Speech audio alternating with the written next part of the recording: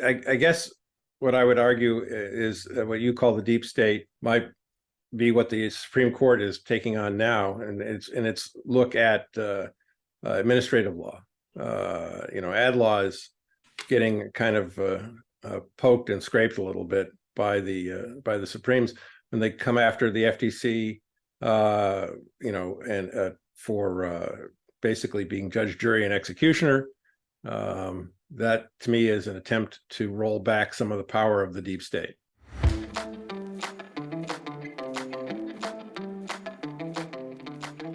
Hello, Colemanators. Thank you again for joining us. Today, we're going to talk to Robert Bork Jr., who is a business acquaintance of mine and who happens to be, believe it or not, the son of the late Robert Bork, the great legal intellectual, moral and social critic, all the things. The interesting thing about Robert Bork Jr. is that he's a super interesting guy himself. He's not a lawyer, but he has somehow managed to surround himself with lawyers, doing all kinds of consulting work for lawyers, crisis management, consulting. Robert, why don't you tell the story yourself rather than my having to Sure. your elevator pitch. Well, Ron, it's good to see you again after a number of years, and we did have a fun time working on a juicy project. But moving on from that, I was a journalist for a dozen years, which was what my father wanted to be. When he graduated from the University of Chicago undergrad, he applied to the Columbia University Journalism School, but they denied him entry. You would wonder why that would be. I would wonder. Having gone to Chicago, but at that time, Chicago was a great book school run by a fellow by the name of Robert Maynard Hutchins, and Columbia didn't recognize the degree. Oh, really? As far as they were concerned, he hadn't gone to college. So my father, thinking that you had to have a degree from a journalism school to be a journalist, sort of threw up his hands and went to law school. Went to the University of Chicago Law School. And which did recognize the degree. Yes. And of course, that was one of those great forks in the road, somewhat historic, I would think. So I wanted to be a journalist. I worked at my college paper, took a year off of college, and was a police reporter at the Miami Herald, and did all kinds of crazy police reporting kinds of things. And later, when I finished, was a police reporter again for a while. Then I switched into business and economics on the theory that you could actually understand that, and politics made no sense to me. Worked at the Detroit Free Press, Forbes magazine, U.S. News and World Report, and then that was my stint at U.S. News coincided with my father's confirmation, or lack thereof. And when I got done with that, I couldn't go back to journalism. I was just so disgusted by my colleagues, many of them friends in Washington, D.C., and their ineffective and dishonest reporting about him during his confirmation. So I quit and spent a year at the Heritage Foundation, doing very little. But learning lots of conservatives. I wasn't really terribly political, but learning from all those people. And I spent a couple of years on the Hill writing speeches. Did your father consider himself terribly political? No, he considered himself terribly intellectual and a public servant who happened to be, in other words, the president. He was a conservative. He was not necessarily a Republican. I don't think, he certainly wasn't a Democrat, but he and supported Richard Nixon as a Republican. But I think mostly because he thought that the politics of the Republican Party at that time were more conservative and economically based and sound. And that's why he was a Republican. And then I worked for the U.S. Trade Representative Carla Hills, writing speeches for her. And then Bill Clinton won. I had nothing to do, so I helped some Reagan and Bush speechwriter friends of mine start a company to write speeches. It was called the White House Writers Group. Did that for a few years, and then started my own company. One of my clients, and how I got into the kind of practice that you and I worked on, was one of my clients was a group called the Civil Justice Reform Group, which was a collection of general counsels of major corporations and who were advocating for tort reform. So we worked, that was my big project. And when that was over, they said, well, can you do what you did on that for us in actual cases and our actual litigation? Can you help us, for want of a better word, spin or explain using communication techniques, very often political techniques, to help us communicate about our cases. So I started a company to do that. So that was a fairly new concept at the time, wasn't it? Yeah, there were, the fellow who did Westmoreland v. CBS, it was sort of a pioneer in that. His name is John Scanlon, I think his name was. And there were a couple other people. It was a fairly new concept. Everybody's doing it now. Everybody says they can do it now. Law firms advertise that that's what they do now. Ted Olson, his practice is a crisis practice with the added benefit of being a lawyer. So anyway, it was a lot of fun. Worked on a lot of product liability cases. Traveled the world. Spent a wonderful cold winter in Anchorage, Alaska, for a client. Got to see the Iditarod up close. But it was a lot of fun. And then, there were, but that's what I was doing up until really a couple, 3 years ago, when, if I could segue into the book and things, when I noticed that there was this assault coming, the antitrust left, the progressive left, or as they refer to themselves, the neo-Brandesians, or as they've been referred to as the hipsters. The hipster economists, the hipster, they were attacking the regime or the enforcement regime of the last 40 some odd years that was created by really my father's work on that book, The Antitrust Paradox.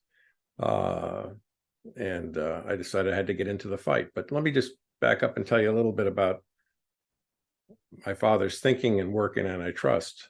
So he started learning about all this stuff and studying economics and the law and economics approach to law when he was at Chicago Law School with professors like Aaron Director and Ed Levy and others. And when he was a practicing antitrust lawyer at Kirkland and Ellis in Chicago, when he really decided what he wanted to be, he didn't want to just keep doing the same cases over and over and over again. He wanted to be write and think, and he somehow managed to get a job teaching at Yale University Law School, where he was one of 2, possibly 3 conservatives, and taught antitrust and started working on his ideas and writing articles in the 60s about what was wrong with antitrust law and how it was being applied.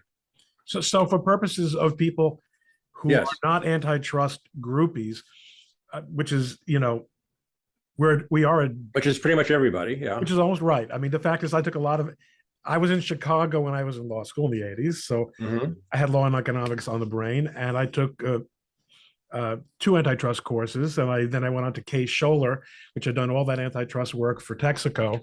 So, I'm old school, but give people a sense of how important antitrust policy was in the middle of the 20th century. Sure. Because I think a lot of people don't appreciate it. Well, really, it goes back to the late 19th century. Right. Yeah. The famous Sherman Act was written and passed in, I guess, the 1890s. And then subsequently, there was the FTC Act in the early part of the 20th century, and the Clayton Act, and then the Robinson-Patman Act, which nobody talks about except for this crowd in Washington now. Right. But, it was called antitrust because that's how major businesses, corporations were organized. They were organized as trusts.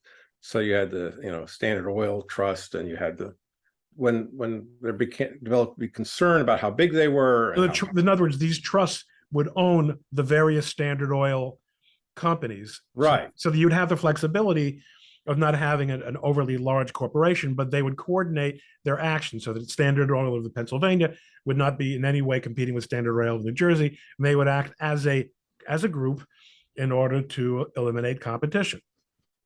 Yes. At least that was the thinking. That was the allegation. So the law developed, that's why it's called antitrust. It was opposed to these trusts. I think better today to call it competition law, because antitrust sounds ominous and confusing, and it really is, not relevant to the current corporate structure. So what you had was all these Standard Oil and other railroad trusts and other things, and they wanted to bust them up. And that really, for the most of the 20th century, up until the 1970s, not really the late 1970s and early 80s, the thinking was, the sort of approved thinking about antitrust was, we have to apply these, we have to break up these, any big company, we have to call them, if it's big, it's bad. In fact, and it didn't have to be a monopoly. It didn't have to be a monopoly. And I'll just skip ahead to one of the punchlines is, a monopoly is not illegal. A monopoly is only illegal if you created it in a illegal way, or if you use its monopoly power to abuse your competitors. But being big because you made a better mousetrap and everybody's flocking to you for your mousetrap, that's not against the law. Anyway, so we had the Justice Louis Brandeis and Justice William O. Douglas running amok at the Supreme Court and breaking things up in famous cases, but basically saying that if it's big, it's bad. And my father felt that in the 60s, that antitrust was being abused and misused and wasn't even thinking properly about what it was supposed to be. That's why he called it his book, The Antitrust Paradox.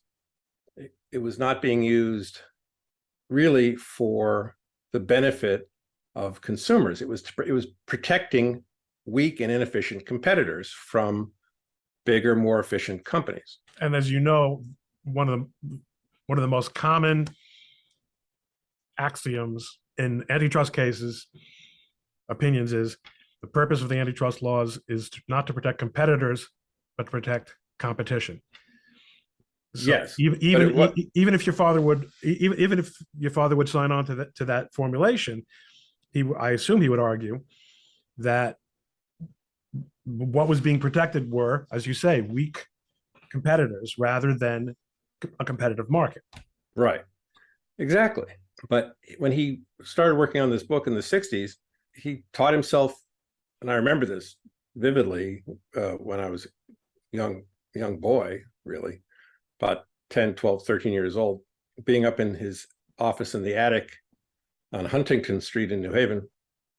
And he was up there working on a desk that my mother made out of an old door, with a big window air conditioner, and smoking cigarettes, and he taught himself economics, and he taught himself calculus so he could do the economic calculations. He felt that was critically important.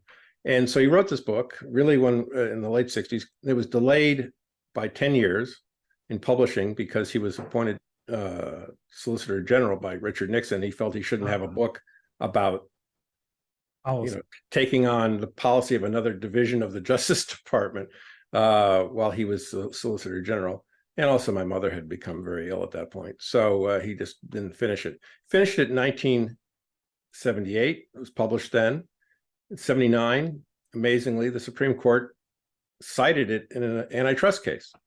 And his idea of the consumer welfare standard being the key to thinking about what antitrust really ought to be.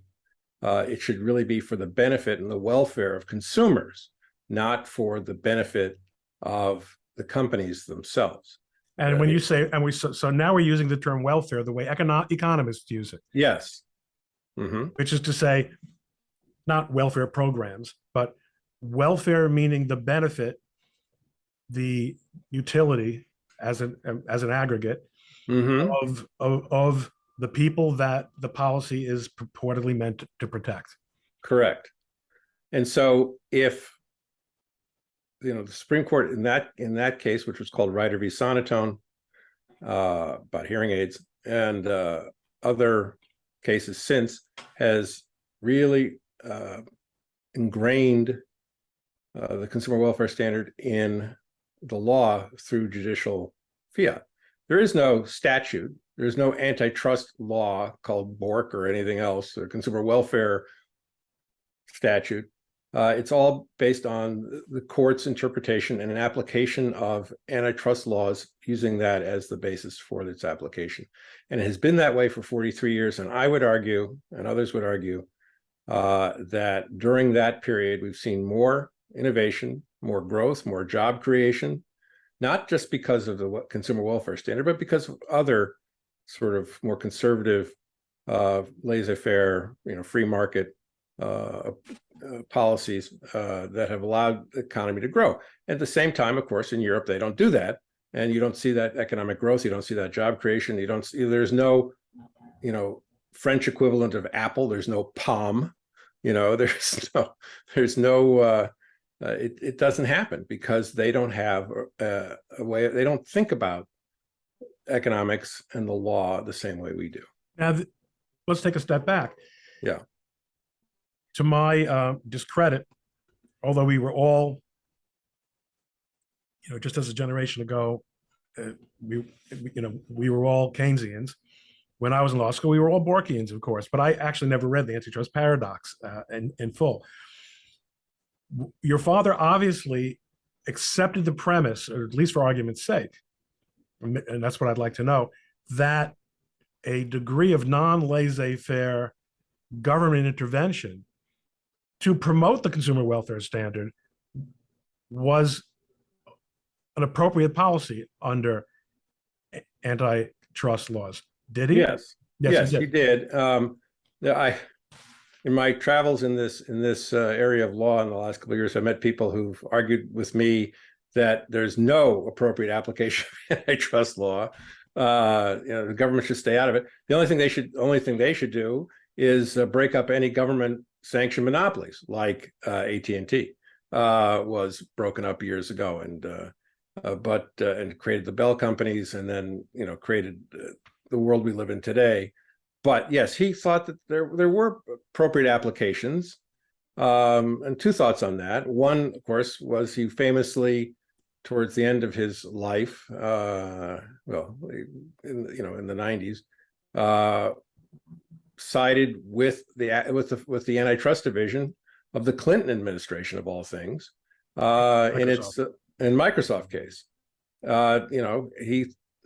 The people from Netscape came to him and said, and does anybody know what Netscape is anymore? They're gone. But they came to him and said that they were being abused by the Microsoft monopoly on browsers, and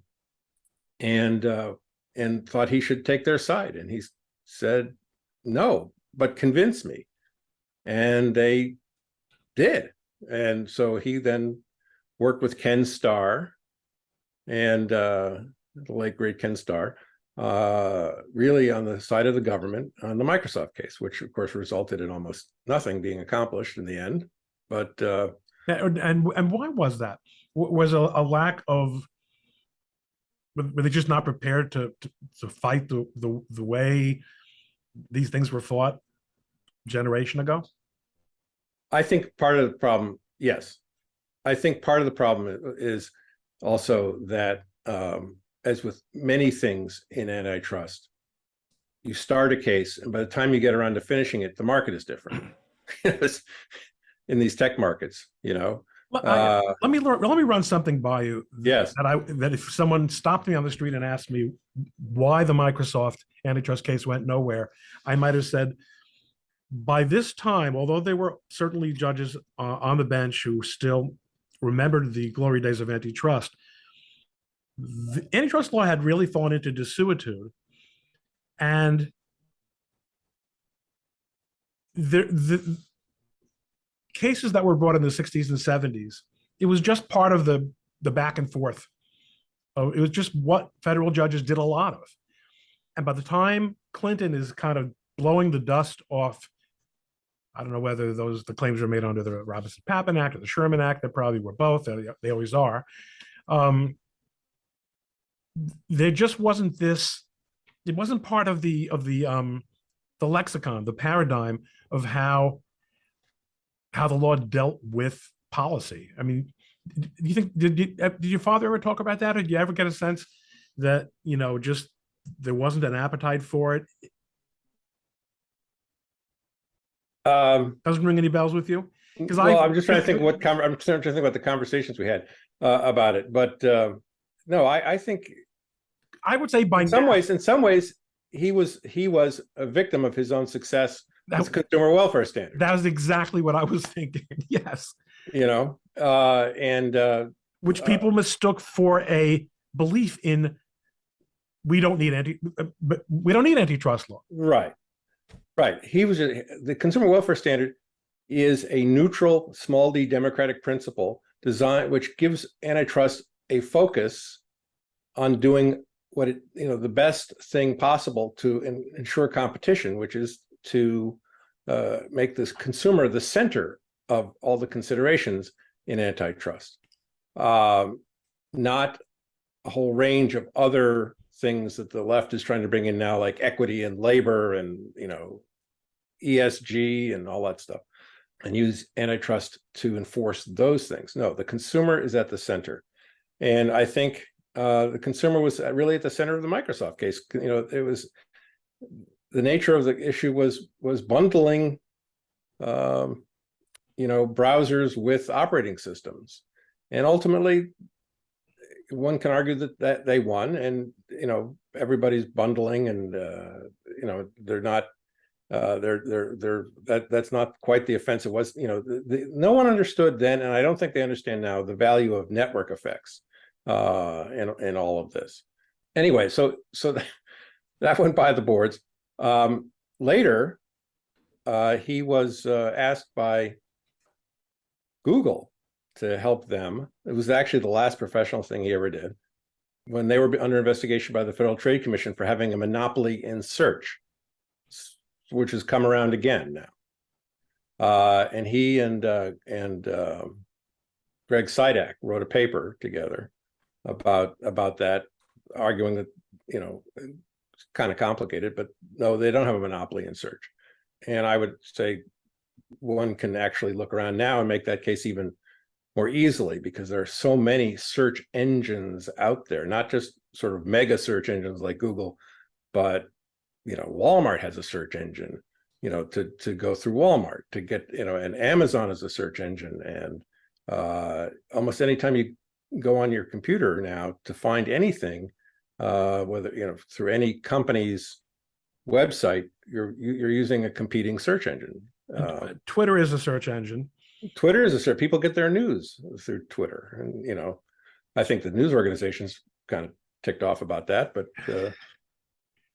So it's interesting that you mentioned that, because my last professional involvement with antitrust was a lawsuit against Google for monopolistic practices in connection with the Google Play Store on behalf of a social media platform that I will not name because I'm embarrassed now to have represented them, given what a lunatic their founder has turned out to be.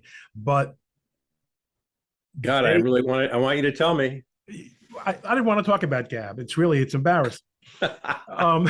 But we felt we had a very strong case against the Google Play Store, because Google had economic interests. In other words, our argument had to have been not that they're wrong to keep competing ideas out of the marketplace. That's not an antitrust claim, but rather they had economic interests which militated against competitors to Twitter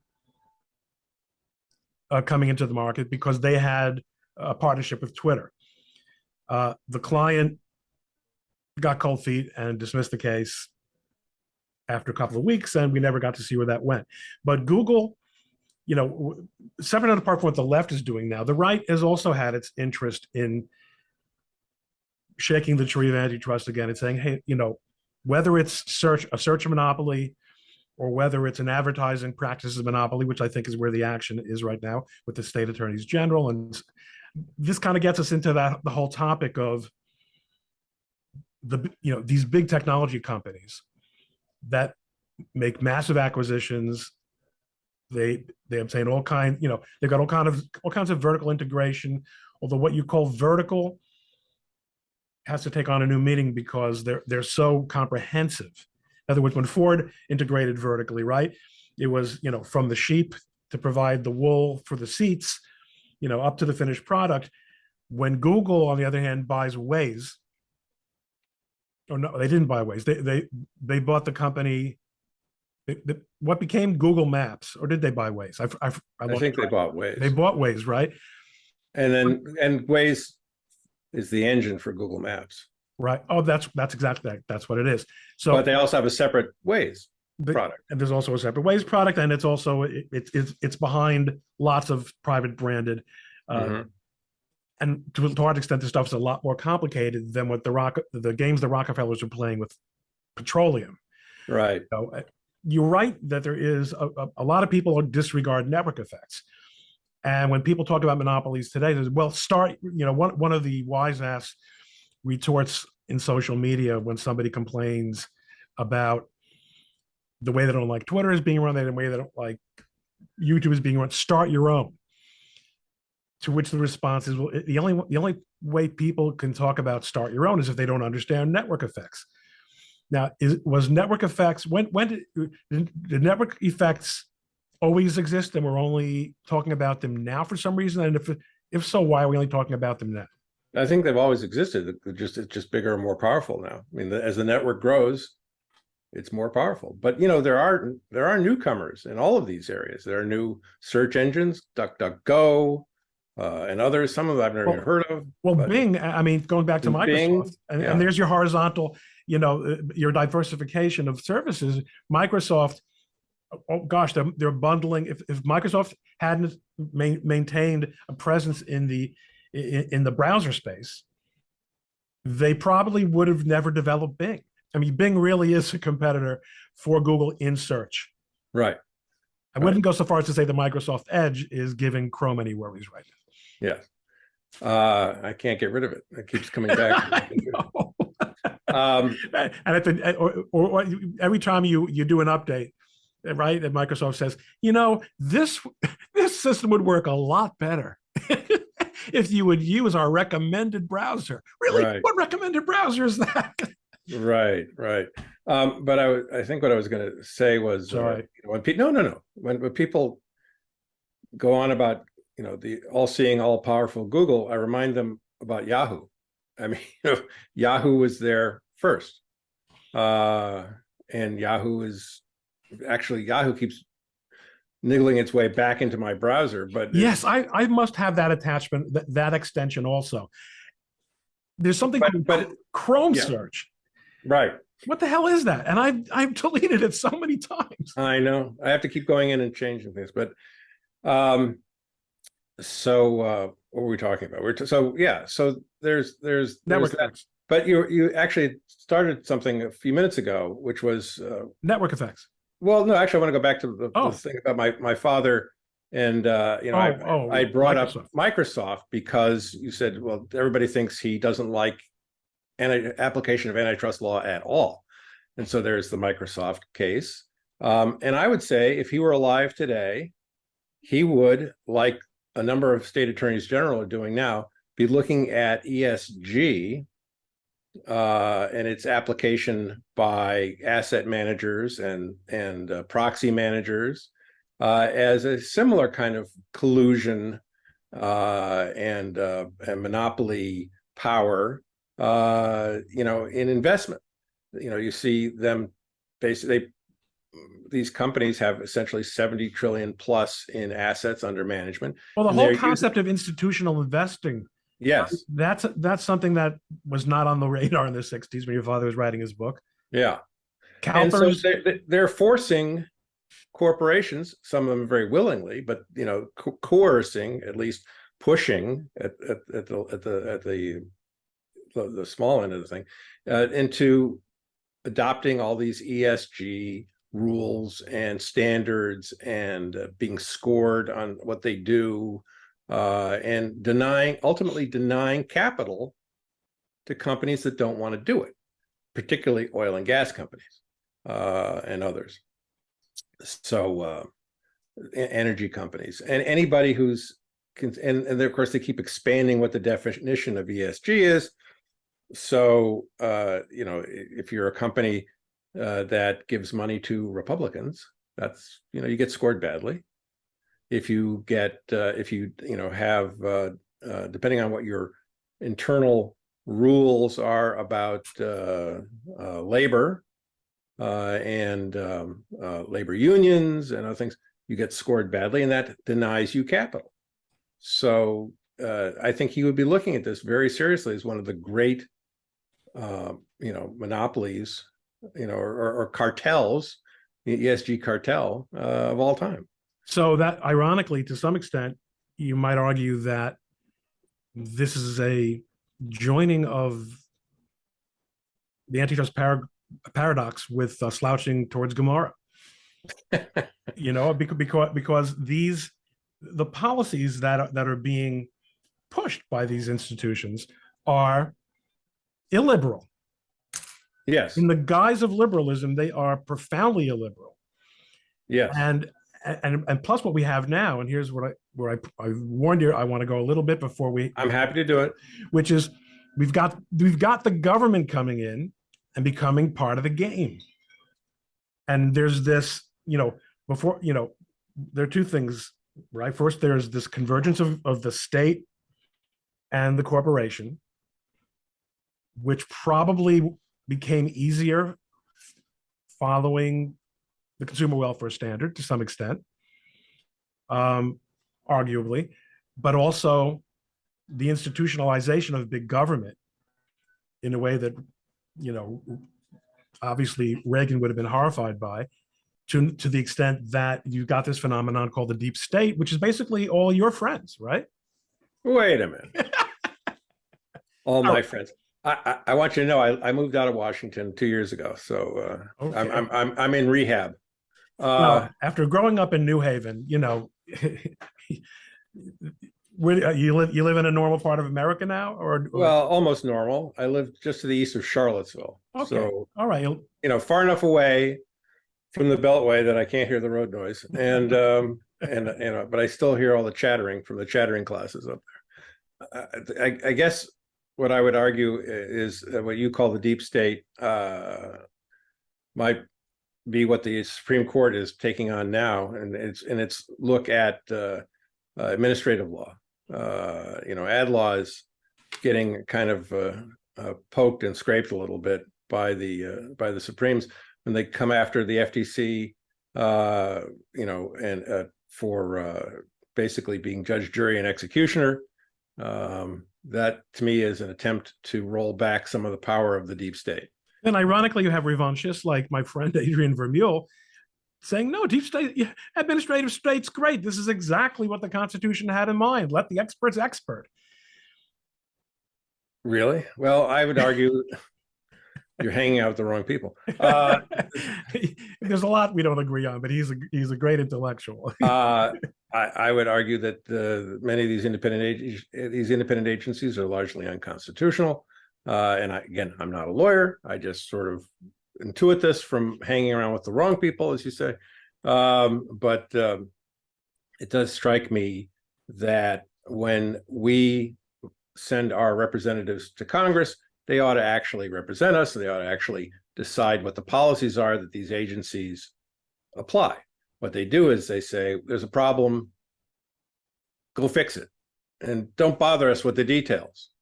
And then the people who are affected by those details ultimately sue get to this. Maybe they get to the Supreme Court, maybe they don't. And then if the Supreme Court isn't of the right mind, nothing happens. But if it is, you're beginning to see a little bit of rolling back now, as we did in the West Virginia case and in Axon just now recently. But in addition to these economic and sort of, and Chevron is on the way out. So is that the consensus that it's all? The people I hang out with seem to think it's, it's edging, it's slowly being rolled back. Explain to the viewers what Chevron. The short version is that in that case, I forget what year that was, but the Supreme Court basically said you have to give deference to the 8 independent agencies to make the decisions. Just what you said, which is, hey, they're the experts, give them deference. Well, that's Chevron deference, as it's referred to. 84. Thanks for looking that up. You're doing the thinking, so I can do the typing. Okay. That really is problematic, because when this unelected bunch of bureaucrats, the deep state, is making the rules and deciding issues that really should be left to Congress to decide. We elected them to decide some, and these are important questions that get decided. It's not like where the transmitter should be located should be 15 feet to the left. No, this is bigger policy issues. Should we outlaw transmitters? Yes, right. So now you have these traditional areas of policy and stuff that under the Commerce Clause jurisprudence that isn't going away in our lifetimes, is well within the realm of what Congress is allowed to regulate. Now along comes this entire new segment of administrative power called the intelligence community. Mm-hmm. And your father, having been involved in Watergate. Well, just be careful. Yeah, right. The young people will not necessarily understand. Yeah, but having been in the Nixon White House during that time and dealing with the very sensitive issues of when do cabinet members and when do department heads listen or not listen to the president. I mean, regardless of what anyone thinks of Trump, what we saw certainly in the last year of his presidency was an executive branch out of control, in my opinion. They did not defer. I mean, we've heard stuff now about the chief of staff basically making his own military policy, or even meeting with members of Congress to tell them how they're guarding against what the chief, what the commander in chief might do. Yeah, well, it was a mess, and it has certainly had a flavor of the Nixon final years as well. I don't know that Donald Trump was bugging Democrats and things. They were bugging him, apparently, but well, that was okay though, because they're on the right side. That's right. Well, depending on who you ask. So, what's the question? It's not even the question is. I think this is, you have the administrative state, again, traditionally agencies, but then you've got these secret agencies, which not only is Congress not making these decisions, but what the agencies, the reporting of the agencies to Congress and the funding of these agencies by Congress is largely cloaked. That's a real constitutional problem. Right. It is. I would suggest it is a constitutional problem. I would also suggest that it serves the real purpose is it serves to protect them from any real serious oversight, and also they can bury their mistakes. There was an interesting op-ed in the New York Times today, which I just skimmed, so forgive me. It was I think the NSA former general counsel writing that the real problem in intelligence is that we don't really do a very good job of protecting our secrets. We're very good at developing new techniques for finding out new secret information, but we don't do a very good job of protecting our secrets. And this is based on the recent leaks by some, very subordinate Air National Guard guy. Right.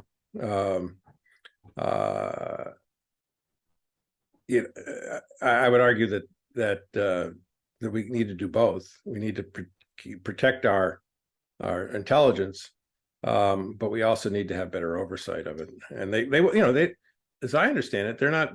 Many of these agencies aren't even responding to the Senate Intelligence Committee when they ask questions. Right. So it's really you got rogue arms of government with plenary power and zero accountability, and their people are being embedded into corporate America in the social network. I mean, it turns out, how many former FBI people were involved in the censorship program at Twitter and are still at Facebook and Google? It's mind-boggling. Yeah.